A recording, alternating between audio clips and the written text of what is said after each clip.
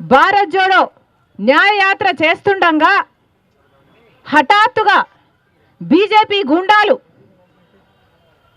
గుంపులుగా వచ్చి భారత్ జోడో న్యాయయాత్రలో పాల్గొంటున్న వాళ్ళని మీద దాడులు చేసి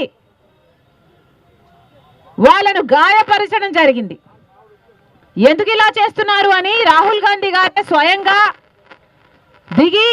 వాళ్ళని ఎదిరిస్తే రాహుల్ గాంధీ గారికి కూడా ప్రమాదం తలపెట్టే ప్రయత్నం చేసి ఆఖరికి పెద్ద గొడవై నిన్న అస్సాంలో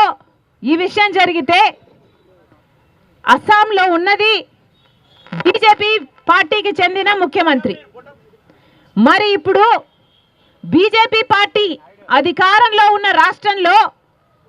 కనీసం ప్రశాంతంగా శాంతియుతంగా ప్రజల కోసం చేపట్టిన ఒక యాత్రని కూడా చేయనీయకపోతే దీన్ని ప్రజాస్వామ్యం అంటారా అని మోడీ